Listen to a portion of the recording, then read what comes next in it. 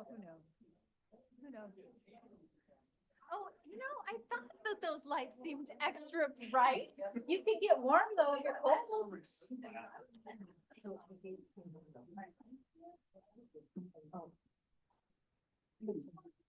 Okay. Okay. Yeah. Yeah. There you How about that? There you go. If you're cold, it works really great to sit under those lights. You get nice and warm. I don't think they're really safe, but. You want to be under the spotlight. Because I can. It makes you look really, it makes your hair look really pretty. And I didn't see her, but that doesn't mean that.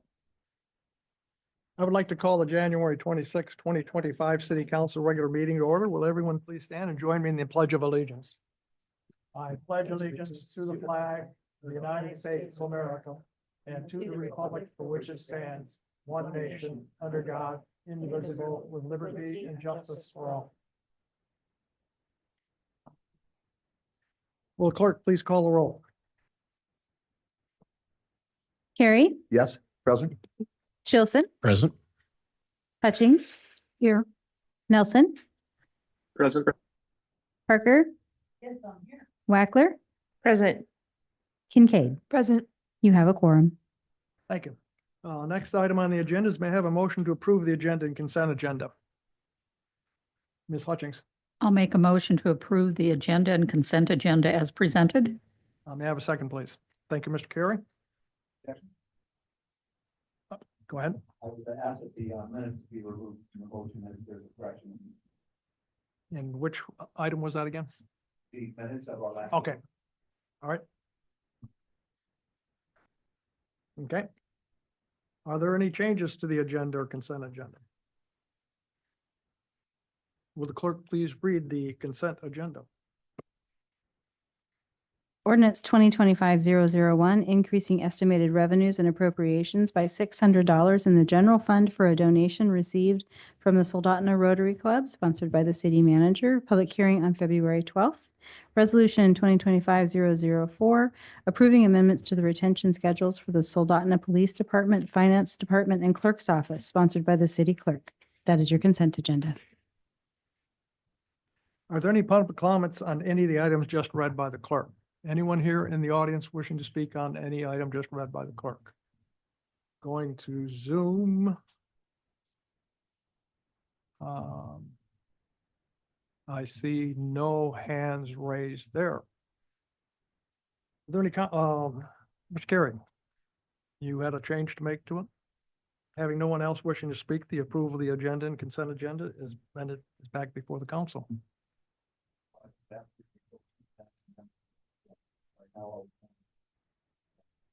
Okay. Yes. I'm voting to be. Okay. Any objections to approving the agenda and consent agenda? As amended. Seeing and hearing none, the agenda and consent agenda are approved by unanimous consent. Now the changes you had. Thank you, Mr. Mayor. I would request, there is an accuracy in the minutes under comments from Councilmember Carey. It says that he, it basically says that I was, pleased with the windfall elimination, provision. Basically, I was speaking, I was pleased with the passage of the Social Security Fairness Act, which removed them. The sentence in the minutes does not mention the Social Security Act. It simply says that I agree with those two provisions. I don't, I objected strongly. And so the minutes, it's a small correction, but it's exactly opposite of what it says. And so it needs to read that I support the decision in the Social Security Fairness Act to remove those two provisions from the law. Greatly benefit of city work. Okay. So it's a small thing, but. We make those changes? Absolutely, and that was certainly not my intent. I knew exactly where you stood on that issue, so I will solve that problem. Okay, moving right along to the next agenda item is public comments and presentations. Are there any members of the public who would like to speak on any item not appearing on the agenda? Anyone here in the audience wishing to speak on any item not appearing on the agenda? Seeing none, we'll take a look at Zoom. Is there anyone on Zoom who would like to speak on any item not appearing on the agenda? Please raise the hand. See no hands raised in the Zoom. Moving on to the next agenda items, number 5, Assembly and Legislative Reports. And Mr. Cox, you have something to present from the Assembly.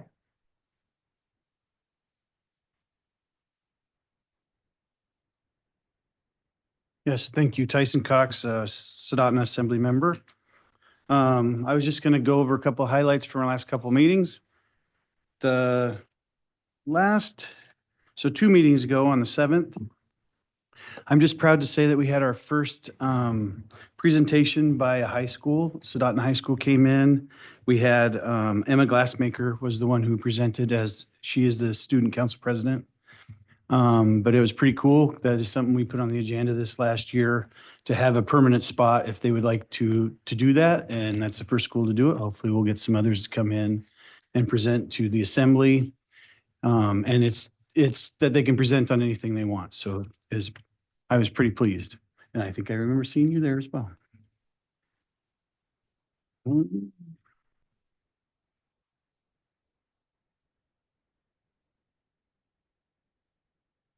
Couple of the other things in this one that could affect Soldotna are, we did pass an ordinance to amend part of the code that talks about road service areas and what roads we can work on. And what it has stated is that currently they couldn't work on roads that were not up to the standard. Now there's going to be an availability, as long as it goes to the road service area, to be able to minimally work on some roads that aren't up to that standard, especially the small roads that get you to the next road. And some of those items, we were told by staff that was a difficulty that they were having. And so we are hopefully helping them resolve that. So that would go to the roads. They would give they would give their opinion of that to us, and then we would end up voting on that if we are to include that. And I think it's for up to a 10-year span. Another one that is possible is, I don't know if this will affect you guys, but it was quite one that we talked about for a while, and it was changing some of the times that people get to speak. That ended up not passing. We did have several people come in that wanted to speak to that. And it was very telling because a lot of those people are not actually people who always come in and speak. They came in just for that. And so I was on that side of it. I'm glad it's where it is. But I am always happy when we have assembly members bringing things forward to try and be more efficient and those kinds of things. We also had the resolution accepting the resignation of Assembly Member Bill Elam and declaring a vacancy. And so just so you guys know, if you know anyone that would be interested, it is for the Sterling and Funny River areas, but that their applications are due by January 31st. We will most likely be taking up the appointment at the first meeting in February.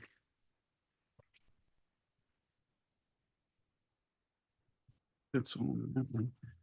And then we did have also a meeting yesterday, and there are just a few items in there.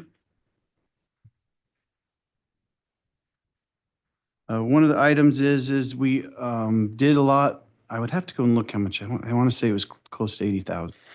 But we allotted some more funds toward their proposal or looking at the design of what we're going to do with the school. And what this consists of is adding Redoubt Elementary and Skyview Middle School into this survey that they're doing, so they can then look into that and see if there are possibilities of what we're going to do with that. So I think some of the idea is that it's very possible that not a brand new school be at the current location of Soldotna Elementary, but possibly looking into putting it over, like the original idea was, is over at the prep house. But then what they're trying to do is see how that would affect those other schools. And in other words, would we have an intermediate, a primary? I've heard talk of possibly seeing how would it look if we had sixth grade at Skyview. So all of those things are part of that discussion, is why that ended up getting added into there. I will tell you, I ask a lot of questions anytime this is brought up. I think it's important that we continue on that, especially as members of the city of Soldotna, and it's a school within our city. It's important to do what was voted on and what the people asked for, with an understanding that there could be variances to that because of money. They're definitely, I think it would be a struggle right now with the money that's in that bond to put a brand new school in that location. We've known that for a little while, and that's what's taken so long on that. And so hopefully it will go toward possibly the idea of revamping the old middle school, the prep house. That looks like it's probably going to be the highest bang for our buck at that point. One of the other things we talked about was to adopting the most recent FEMA flood insurance study and associated flood insurance rate maps. This is a hot topic for some people because that is changing some of the areas for those folks, which then makes it much more costly to do any building in those zones. And so some of them, it might be portional to their land. It might not be the entirety of their land, but parts of it, just depending on where that flood line is now at.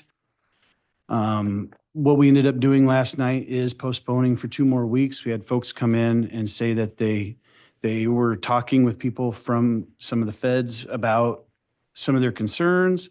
They said that they also had Senator Sullivan and Representative Begich discussing things with them, or their offices at least. And so what they were asking for is this next 2 weeks, which is about the amount of time we have to do that, because we do need to make a vote on it this next meeting, because we can lose funding, and not only just funding, but if there are any emergencies, if you're not in compliance with this, what we were told is that you can also then not be eligible for any. So if there's a bad fire or any other kind of event, we may not be eligible for funds, even if it's not a flood event, even if it's something different.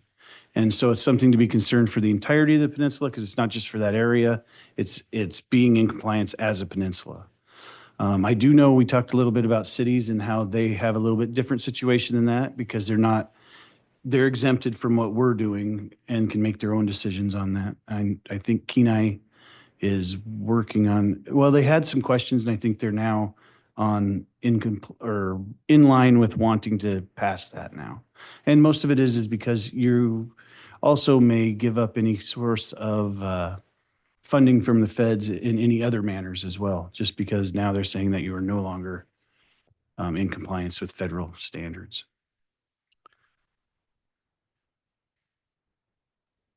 And I think that might be all we had. Yesterday's meeting was not a very long one. I think we were done like 7:15. Something like at 7:30? No. It was early. I got home before 8. So, and that's all I have. So if there are any questions, please. Any questions for Mr. Cox? I have one quick question on the school. Sure. The funding, the additional funding, is that coming out of the bond issue? It is not. That's coming out of general fund. That I don't believe can come out of bond at this point, because it's not. The reason we're wanting to include it was not because that's included in the bond, but it may help us decide on what type of school does need to be built for that area. And does that also include I know at one time there was discussion about the school district moving in the old middle school. Is that kind of gone by the wayside now? I think for the most part, I think there may be an idea if the school goes into the prep house, that if there is any space on that there might be some admin there, but I do not believe it will not be a move of the Entirely. yeah. So I'm not quite sure what they have exactly for what that will look like. I know they want to, if they go into that building, they're going to try and utilize the space as best we can for students. There we go. Vice Mayor Parker. Thank you, Mayor Whitney, and thank you for the question about Old Soldotna Middle School, because I had that question as well. Sultan Elementary update. Is anything in there happen there, or is that, We had a minimal update. The update we had during the day yesterday was that it was a fan, like a bathroom style fan that was running consistently, probably for air movement. And anyways, it had shorted out and that's what caused that fire. If that's what you're talking about, I believe. and any changes going to happen there? Are we, All we were told is they're fixing it right now appropriately and they're making sure that that is a safe environment. But as far as that pushing anything along, like any other changes, I don't believe so at this time. okay. So with the bonds that we passed, what, almost a year and a half ago now? Almost, it's pushing 3 years. 3? There's one project underway, is that right? There are more. I would have to go and look, but there are several that have to do with it. Because even it depends which project you're talking about. I know that the stuff in Kenai has gotten done or almost done. Couple over at Um, Kenai High School. There are a few other things that are on there. One is even the purchase of the land for Chapman for drop off. That's part of that bond as well. So some of that is part of the bond. I know they've also done a few of the small things on there that they have not done the big ones. And that's what we're all waiting for is the school is the biggest one everyone's waiting for. And so I've been pushing very hard. We need to, the mayor's comments have been, if we can't do it affordably, we're not going to just jump into it. What does that mean? I'm not sure. I do know we have time as far as, I was under the impression at one time that if we didn't do it within the 3 years that you can lose it. It's not necessarily that you lose out on the money. It just has to do with if it's gaining interest, you have to give some of that back, those kinds of things. But you don't necessarily lose the money. Can I do another, this is unrelated, but I noticed the other day CES is starting to put up walls on their new station, so things are moving along there fine? As far as I know, we haven't actually gotten an update in a little bit on that. And we need to ask them a little bit more. I can't remember the last time he talked to us about it, but as far as I know, everything's moving along as it's supposed to. So I think they're on schedule with as much as they can. Mr. Garrett. Thank you. And just somewhat of a follow-up. I think it was $900,000 for the outside painting of SoHi. Has that been done? Now that bonded you? That has not been done. And I heard that that's also been modified. It's not going to be the entirety of the school, but only certain sides of the school. Yeah, I heard it's still just half the school. Right. And again, I think that's coming down to from when they were bid out or looked at for the bond to what prices became, and not even waiting this long, but what they became very quickly after that. They did go up very quickly as soon as we got into COVID, everything went up extremely. Anything else from the council? Thank you. Thank you, Mr. Cox. Moving on to the next agenda item is public hearings, and we have none tonight. The next one is new business, and that was taken care of under the consent agenda. Next item is mayor and council reports. The only comment I might have for tonight is we still have an opening on the Planning and Zoning Commission. So if you know anyone who might be interested on sitting on that commission, please let them know that applications are available online. Next one is council reports on boards and commissions, and that would be Mr. Chilson in the Parks and Recreation Advisory Board meeting. Thank you, Mr. Mayor. So the Parks and Recreation Advisory Board met on the 9th. Some of the highlights from that meeting included a selection of new officers for the board. So Eric Dolphin was selected as the new chair for PNR, and Penny Vodla moved over to being the vice chair. And then working through some of the highlights of the Park and Recreation Department that have been ongoing recently. This year, they combined the 33rd Holiday Bazaar over at the Sports Center with a Grateful Skate event where people could show up and donate food and participate in the skate. And evidently, that was wildly successful, and they'll be continuing with that model, likely moving forward. We as a council have previously authorized a good chunk of money for the acquisition of a new Zamboni machine, which has been delivered. This is an all-electric one, which allows better air quality within the building and also just more importantly, more reliability out of the machine compared to the old one that we had. We got to see a video tour of the inside of the field house as it's coming along. They just recently laid out the concrete on the inside and it just looks beautiful. So it's really exciting to see the progress we've had on that. Additionally, I did get clarification that the engineering study that was authorized for review of the compressor and cooling system there has been completed, and it sounds like staff is still working through that. And we'll be getting an update on that as a council here in the near future, as far as recommendations to address just the general cooling and the rink itself and ability to support itself into the future. Additional things that have been ongoing, they've been working on expanding fall and winter recreational programming, events like Walk with the Dock, the Volleyball League, ping pong. I mean, they're always adding new things that you can go do over there. It's pretty active. And then additional challenges. As you know, the Parks Department partners with the district and Soldotna Elementary specifically to put on a ice rink outside on that property that's open to the public for free skate. And every Friday night, they partner with the PTA there to do a free skate. They bring over a trailer of skates and the PTA sells baked goods to fundraise for the school. It's pretty cool. But it's been a challenge for the Parks Department because I believe they said they've had to redo that rink 3 times this year just because of the atrocious winter weather that we've been having. So our Parks Department is definitely keeping busy, and I commend all the work that they are doing because it's been a lot on their plate this year. Any questions for Mr. Cholson? Seeing none, we'll move on to the next agenda item, number 9, City Manager's Report. Thank you, Mr. Mayor. A few items. One item that I wanted to report on, and I believe that you've all received information from AML regarding the PERS issue. And for us, my, of course, concern are the effect on employees. We have, as a matter of process, we have where we send money to the state for each of our employees, and it goes into their PERS account, being either defined benefit or defined contribution. The state, let me turn to some specific dates. The state stopped accepting funding. I believe it was in October, or it may have been, anyway, I believe it was in October. And we've been trying to resolve the issue with them since. All municipalities are borough, all of us, and the state itself is having this issue as well.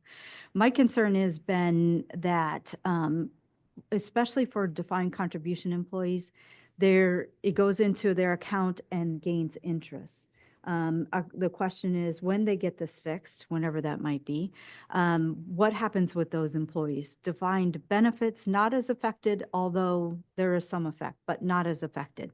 Have not been able to get any information from the state. The Finance Department, as you can imagine, calls all the time to get information about what to do.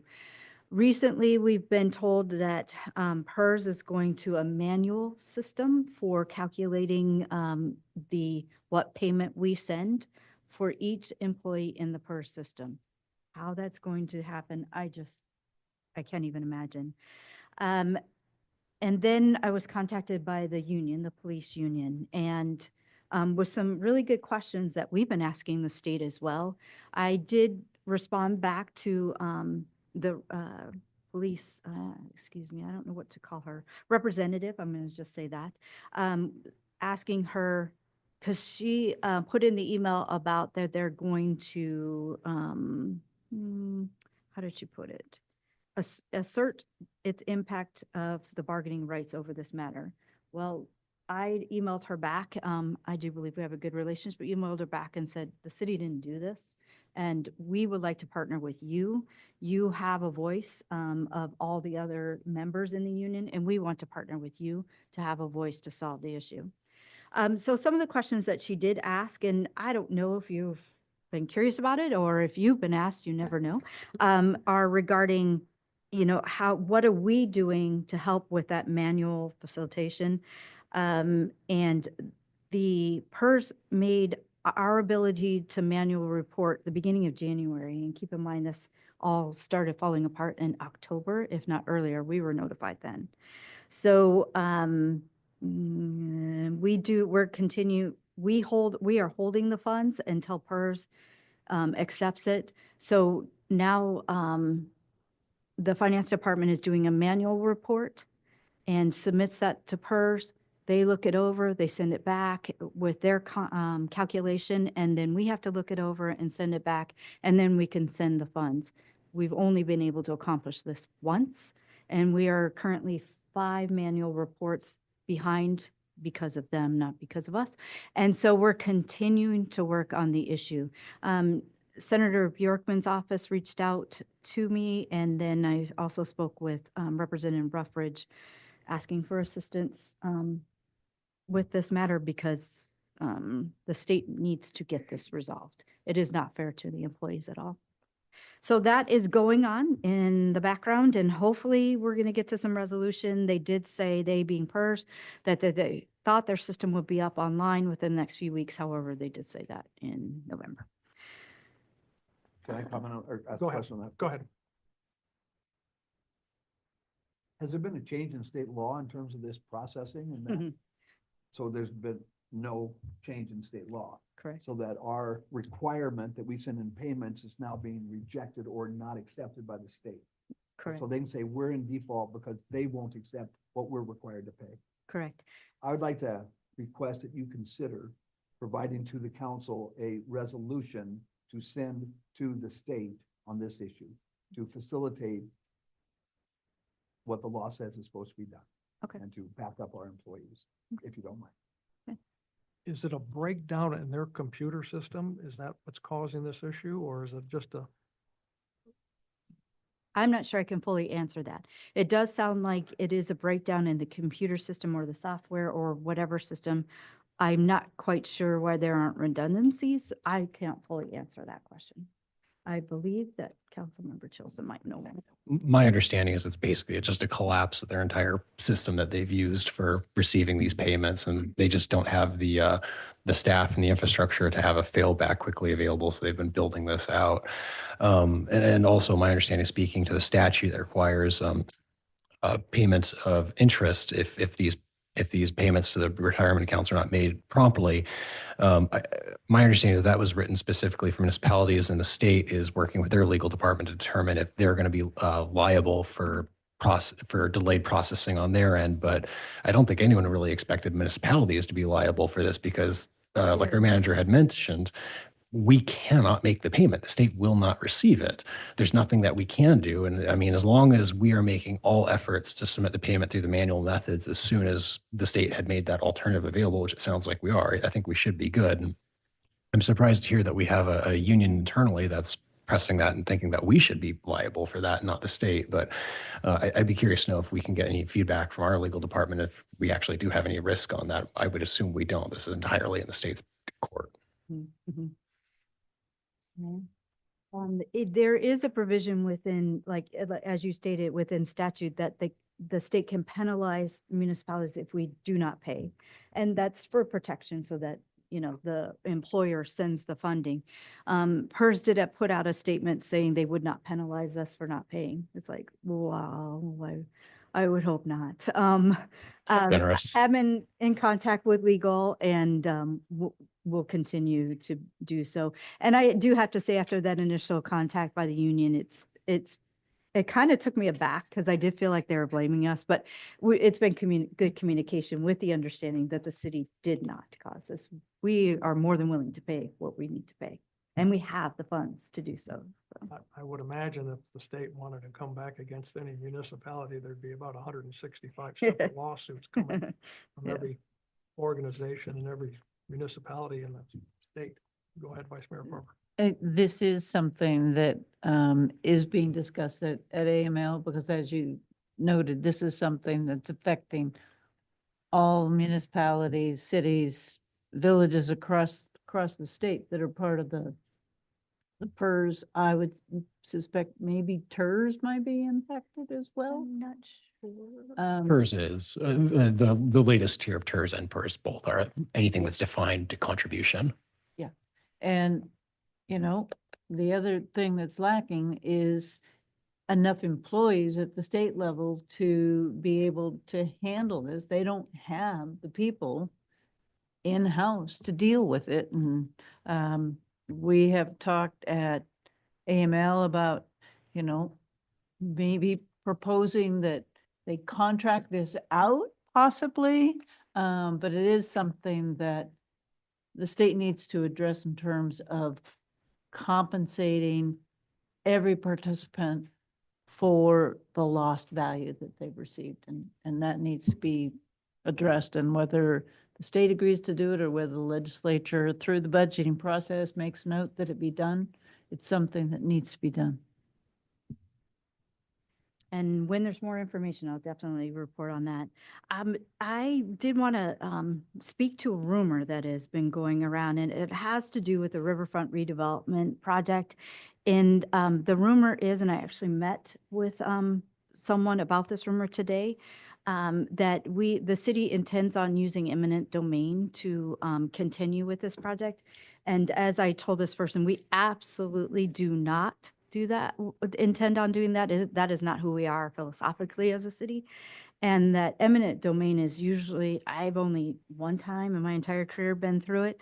And it was for a very important infrastructure when there was no other way. And actually, at that point, the city paid.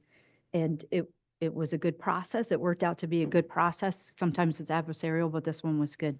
But we absolutely do not intend to do that. And I would say that the criteria for the Riverfront project does not rise to eminent domain. That is not a criteria we will be using. And it is out in public. I understand a few council members have been contacted about this as well.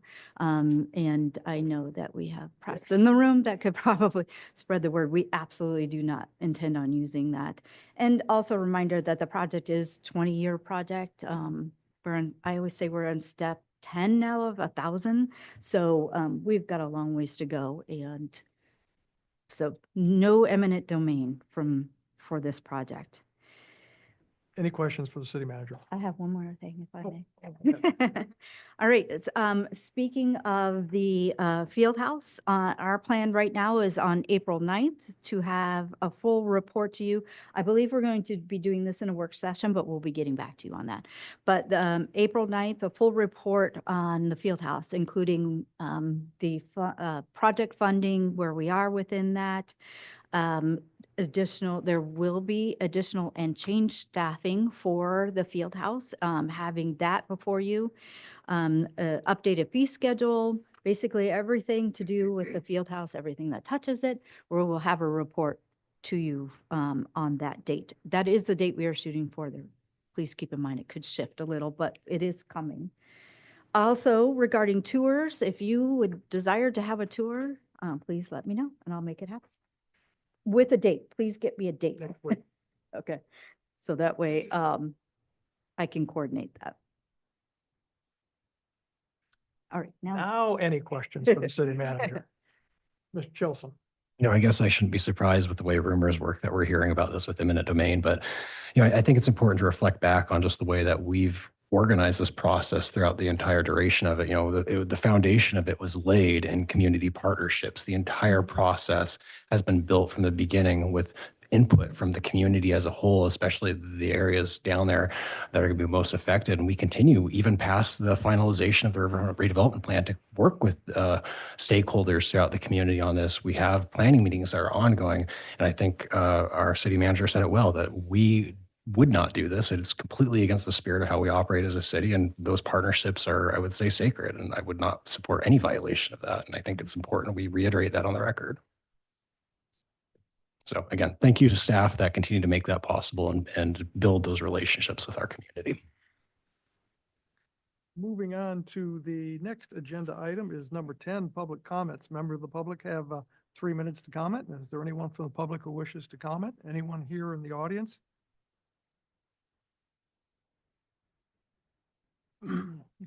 You'll have 3 minutes, and please state your name and address for the record.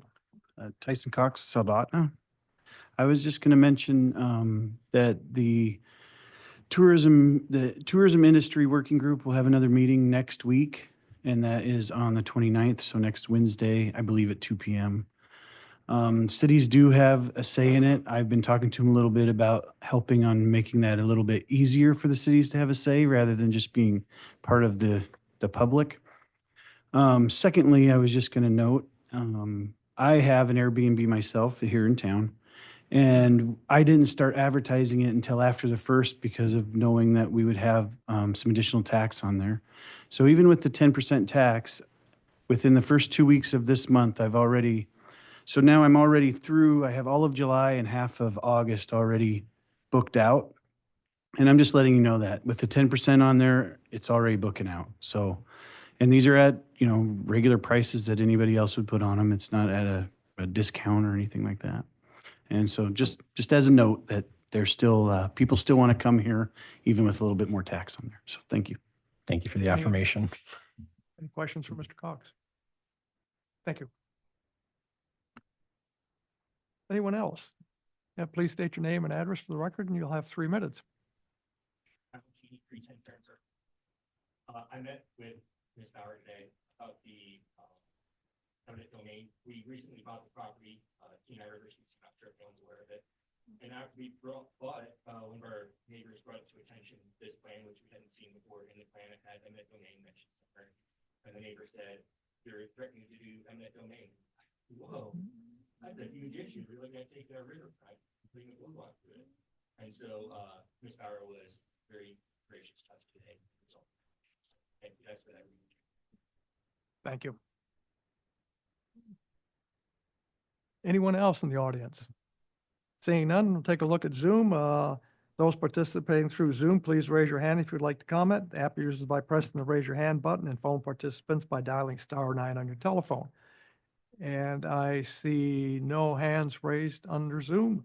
So we'll move on to the next item on the agenda is number 11, council comments.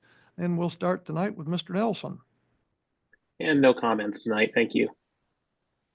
Okay, thank you. We'll move on to Ms. Kincaid. Hello. I don't remember exactly what I talked about last time, but whatever it was, everything's been going well at SoHi.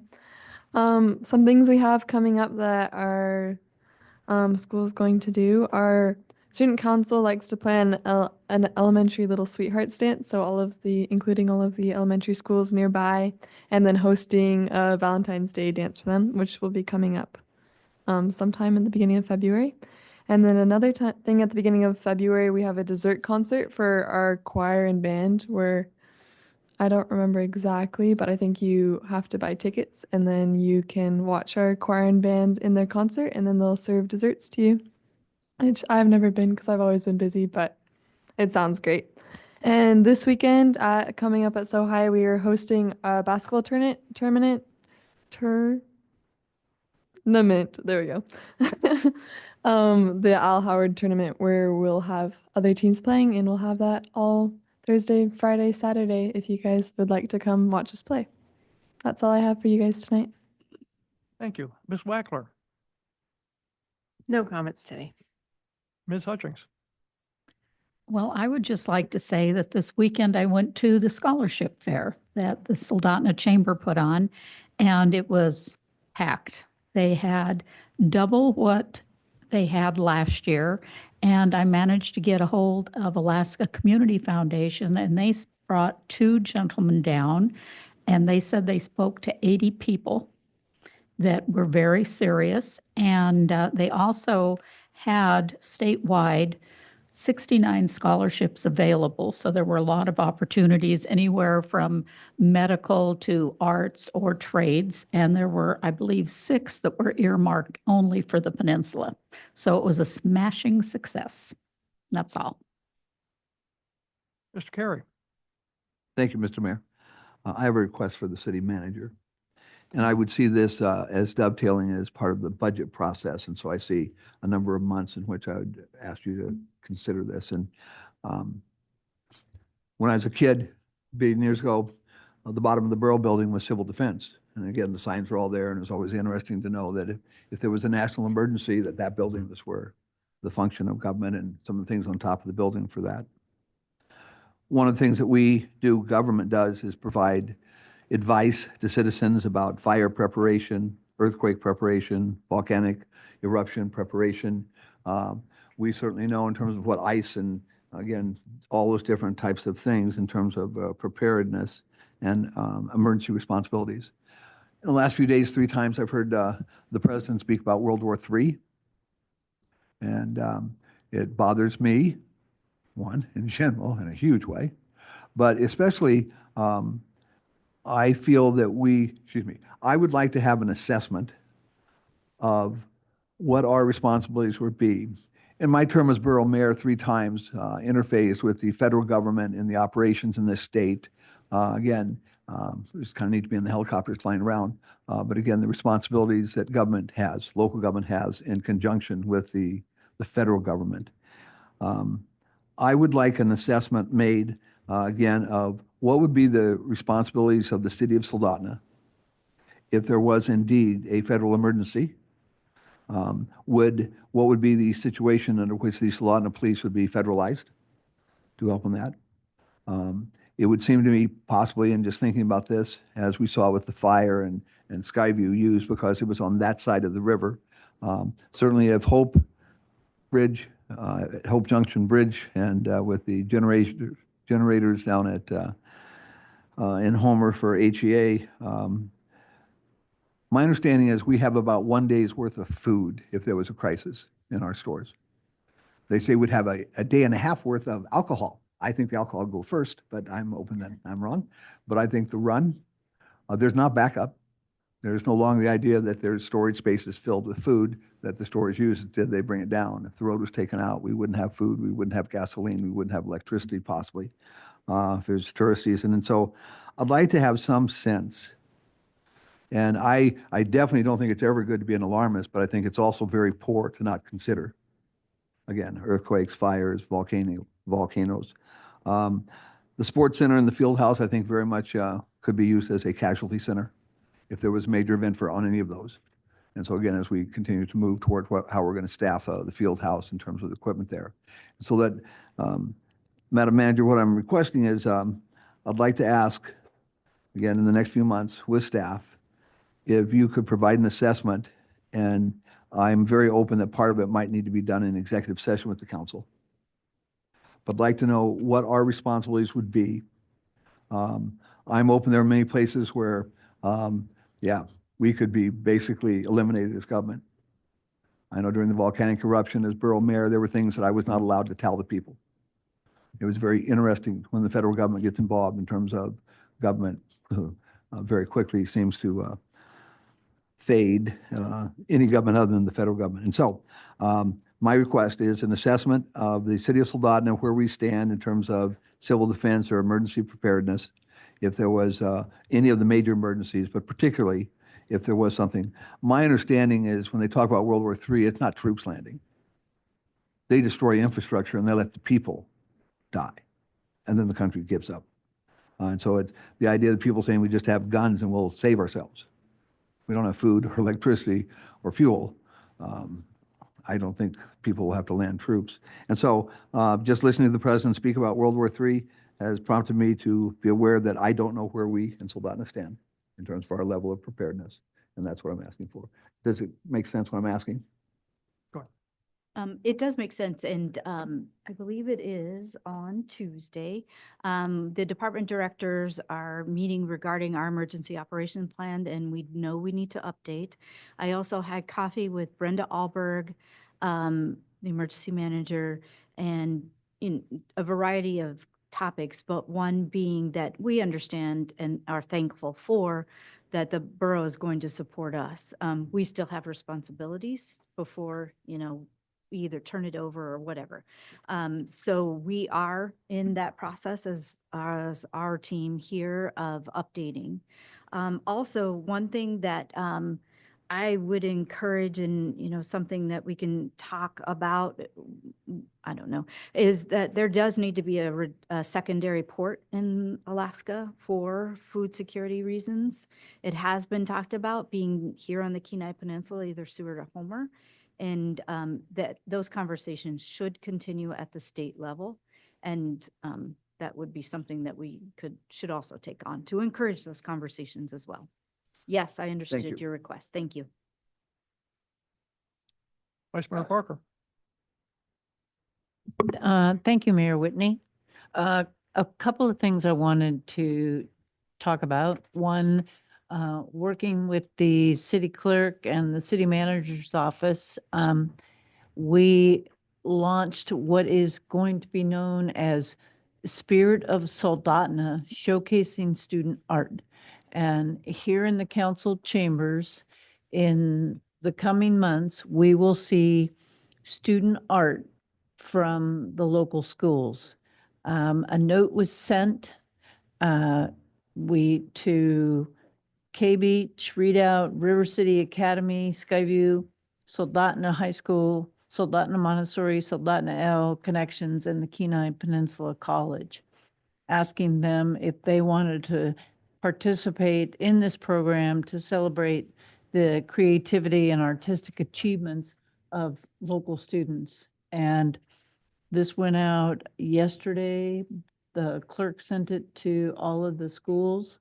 And the clerk can tell you that this has been enthusiastically received. As you travel around the state, and if you ever go to the Capitol building, throughout the Capitol building, in the hallways throughout the Capitol, student art from around the state is on display. And so what we will have here in these chambers, and there are specific guidelines that were provided and a policy that was provided. So it has to be either 11 by 14 or 8.5 by 11. Here in a couple months, you will be seeing student artwork from the various schools here on the walls. And it will be set up on a rotational basis. So every quarter, it will rotate from one school to another school. And at the end of the school year, whatever school happens to be in the rotation, that artwork will stay up all summer until the next year. And remember here a year or so ago when we adopted the arts and cultural program, this is also part of that program. But, you know, between the kids in elementary school and the folks out at the college and people throughout the community, we have great artists in this community. So it will be great to have that on display here in our chambers. I also, Johnny, did you want to add anything? Through the mayor, yes, just that it has been received so well that we might have to change it from a quarterly rotation to every 6 weeks or even less. So that's in flux right now, but yes, it has received great attention. Yeah. And I do know that there are businesses around town that have also put student artwork on display as well. So I think this is going to be just add a lot to our chambers. And if a kid or a parent comes in, they can go, oh, see that my kid did that. So anyway, and then I also wanted to briefly address the weather and walking. As we all know, this weather is not the best. New Orleans has had more snow than we've had in South Central Alaska since December 1st. And all of us like to walk and we like to walk outside, but based on the weather, it's not a good thing to do. And I know a number of people who have had serious injuries from falling, slipping on the ice and hitting their head and getting concussions and broken bones and the list goes on. And so as somebody who likes to walk over the last couple of weeks, I've been walking out at the sports center. And I'm glad that we have that, but I'm also very thankful that this time next year, we will have the walkway at the field house where we don't have to wear our winter coats and winter gloves as we walk around.